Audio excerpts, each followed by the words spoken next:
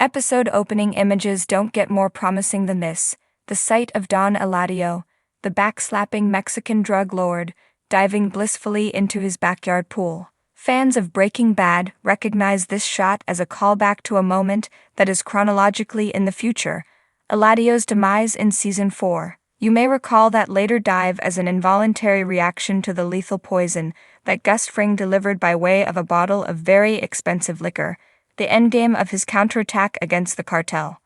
For those who hoped that Better Call Saul would tell the stories of the most unforgettably villainous characters from Breaking Bad, watching this week's episode was like greeting a beloved friend whom you feared had died. Hello again, Don Eladio's hacienda, which a bit of Google searching reveals is actually located in New Mexico and is up for sale at a reduced price of just over $1 million.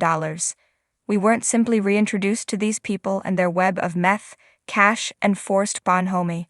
We learned new parts of their backstories and thus their motivations. Specifically, we learned why Hector Salamanca, Mark Margolis, loathes Gus. Gus's meth is so profitable that when his patron, a two-piece sporting Juan Bolsa, Javier Brigida, shows up to pay tribute to Don Eladio, he brings far more greenbacks than Hector, and the superior haul is even packed and presented more neatly. It's humiliating. It's plain that Hector and his Albuquerque operation, fronted by an ice cream store called El Grito Guinador, the Winking Greek, is no match for Gus and his operation, fronted by fried chicken. Hector's supply route was compromised in the previous episode, and now we understand a new facet of Hector's rage. No doubt he suspects that Gus was behind the accident that led the DDA to El Brigo, which is busted early in this episode. Worse, about those ice cream trucks driving back and forth to Mexico, Gus is going to out-earn Hector yet again. It's too much for one cantankerous homophobe and bully to take, so he resorts to tactics as blatant and public as Gus's are subtle and invisible. He and his henchmen walk straight into Los Palos Hermanos and hold the store's employees in a kind of captivity until the boss shows up. The scene is filled with delightful menace, enlivened by Margolis's scene-shredding approach to Hector's toxic personal habits, which include picking dog poo off his shoes and onto Gus's desk. Think for a moment about the self-control on display in the moment that Gus finds Hector puffing nonchalantly in his office. It's not only that Hector might have just blown Gus's carefully devised cover as a civic-minded entrepreneur, who is glad handing the fire department right as his flagship store is being invaded. Hector is also the man who years earlier shot Max Archaniga, Gus's original Palos Hermanos partner, and by all accounts, the only man that Gus ever loved. At minimum, we've never seen him with anyone else.